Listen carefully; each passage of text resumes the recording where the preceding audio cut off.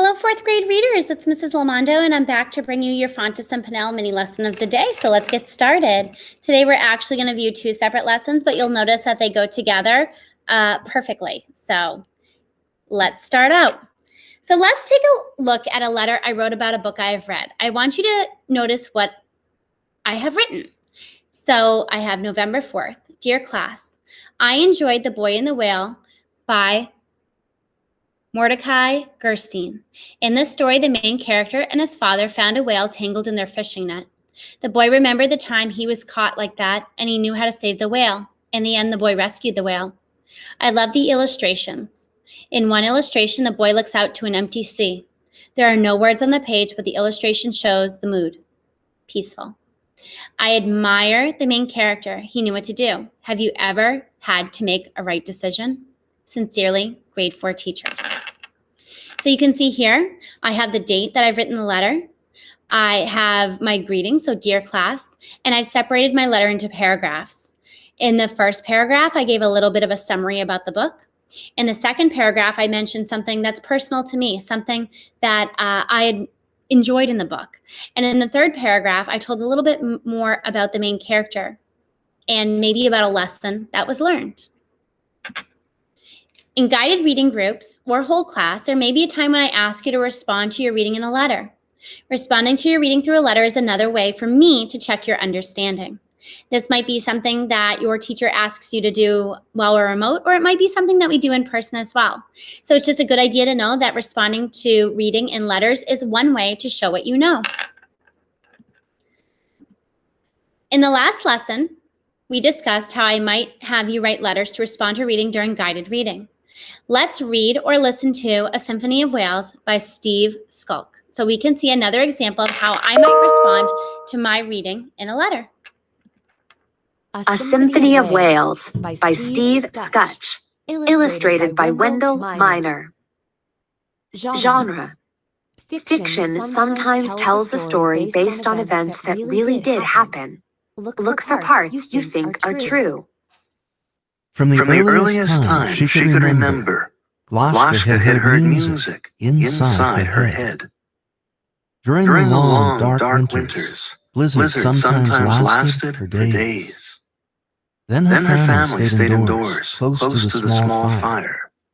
Gloshka heard the songs calling to her out of the darkness, beyond even the voice of the wind. The old ones of her village said, "That is the voice of Narna, the whale. Long has she been a friend to our people. She was a friend of our grandparents' grandparents. She was a friend before we saw the boats of strange men from other lands. But it is long now since one of us has heard her. It is a great gift you have." And Gloshka would fall asleep, wrapped in her sealskin blanket, remembering their words. The sea gave life to Gloshka's village. The seals gave meat and warm furs to protect against the winter cold. In summer, the people caught salmon and other fish, then salted them to keep for the hard times to come. And from Narna, the whale, the people received food for themselves and their sled dogs, waterproof skins for their parkas and boots, and oil for their lamps in the long winter darkness. One year the snows came early. For 3 days a blizzard bore down on the village. When it finally stopped, Gloshka's family needed supplies from the next village. Gloshka asked if she might help drive the sled dogs. "It is not so easy to drive the sled," her parents said. "The dogs will know if you are uncertain of the way, but you will know the way home. Perhaps on the way back you may try. Now, go to sleep."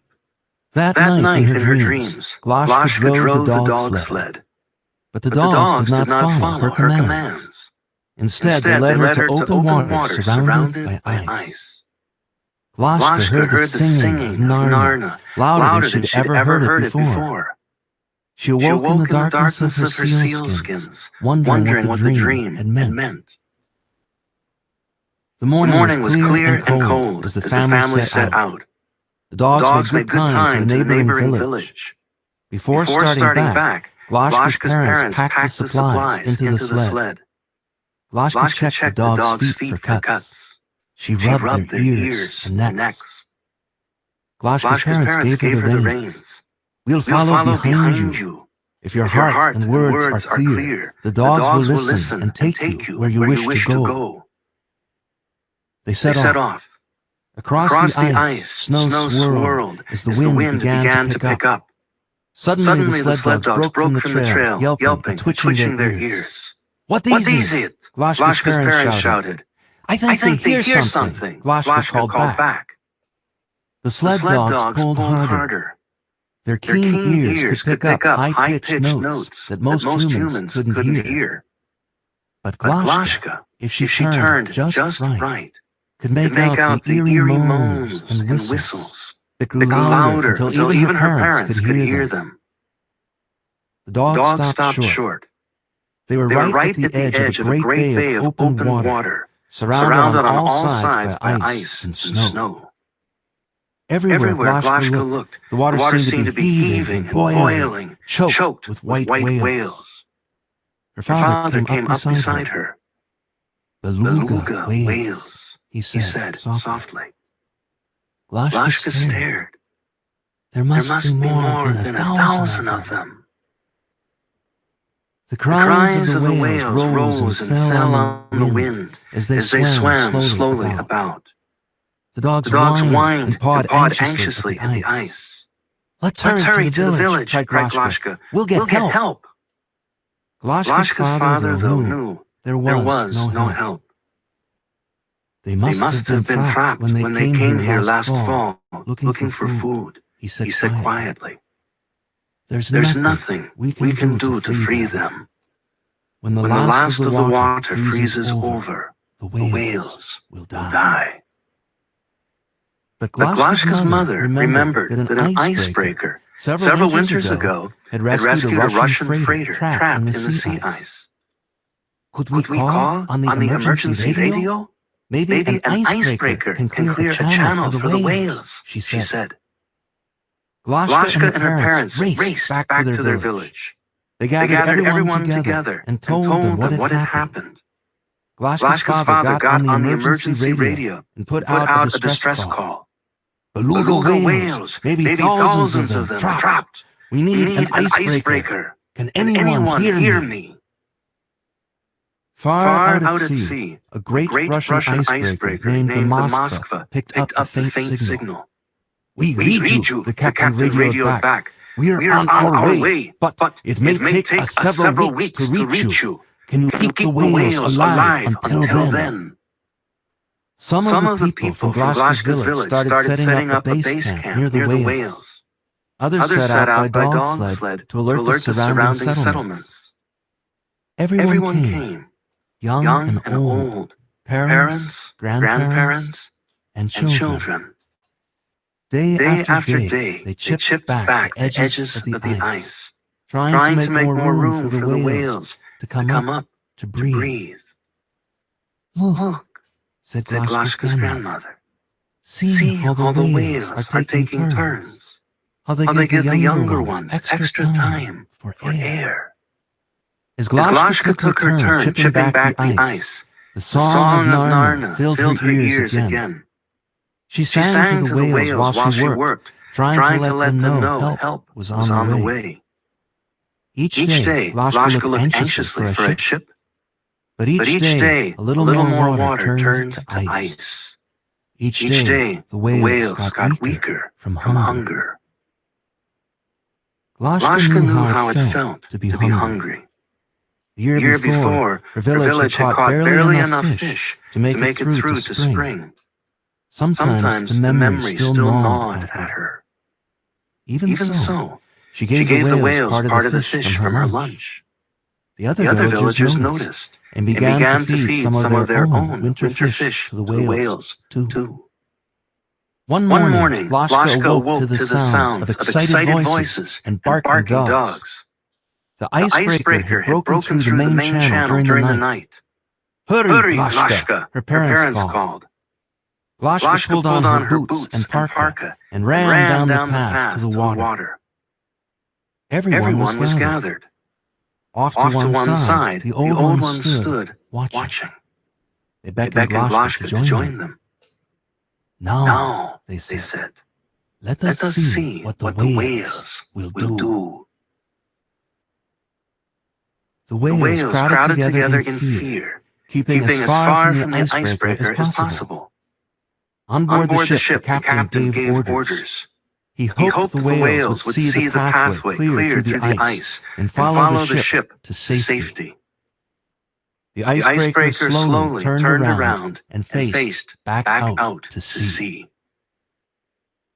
But the whales wouldn't follow the ship. They may be afraid of the noise of our engines, the captain radioed to shore. I've heard that trapped whales will sometimes follow the singing of other whales. We'll try playing a recording of whale songs. Glashka felt the shiver down her back. Narna songs, she whispered to the sled dogs. They're going to play Narna's songs. Then the songs of the whales echoed over the water. Deep moans and high, whistling calls. Ancient sounds from another world. But the whales would not go near the ship. Again and again, the captain inched the giant icebreaker closer to the whales, then back toward the sea. But the whales stayed as far away as they could. It's no use, the captain radioed in despair. And we can't stay beyond tomorrow. Already the channel is starting to refreeze. Glashka was near tears as she asked the old ones what could be done now. Wait, they said. Let us see what tomorrow brings. That night, they listened to Glashka again. Only this time, it was different.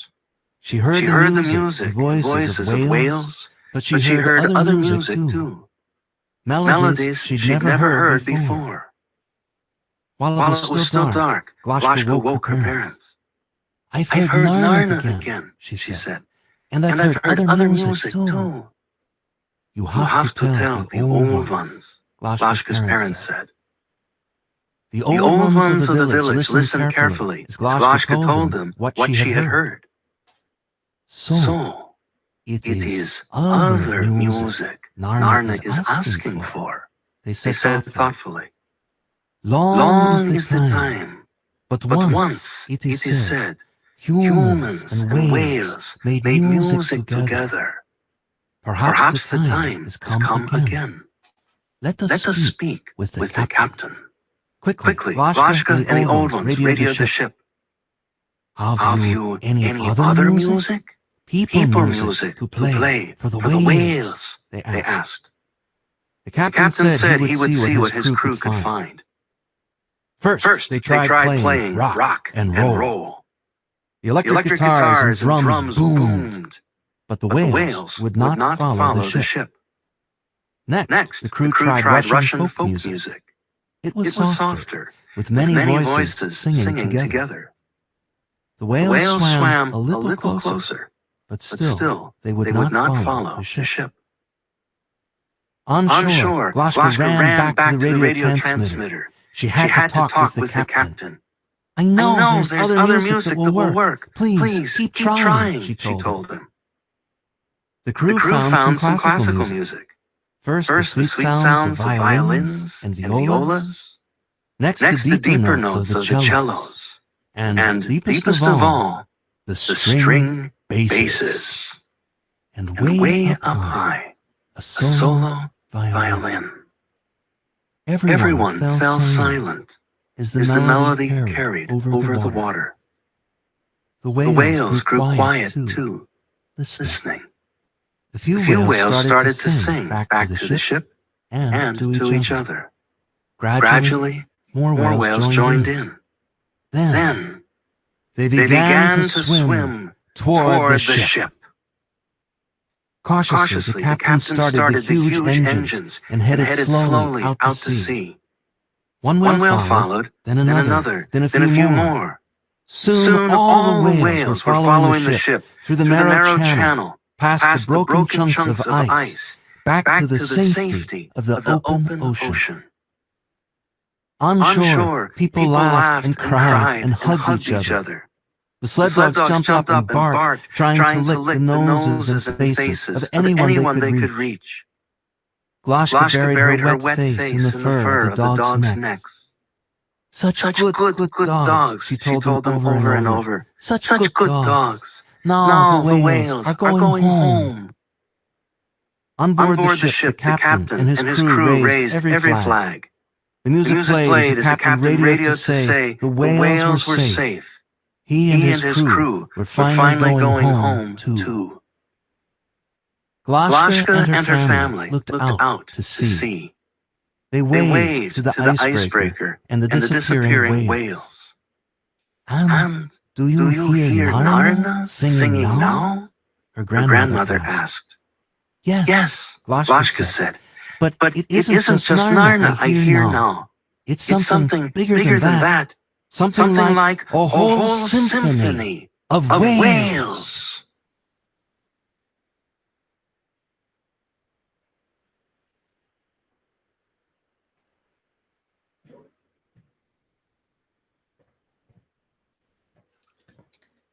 All right.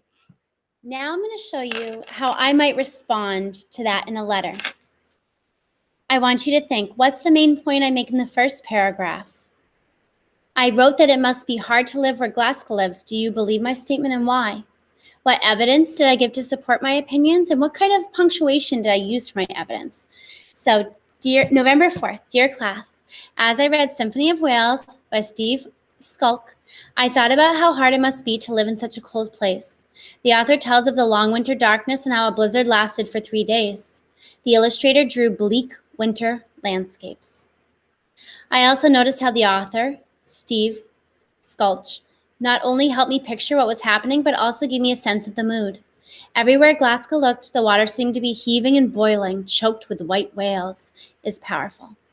The words heaving and boiling let me know the sea was choppy with nervous energy. When he used the word choked, I knew what was happening with the whales wasn't good.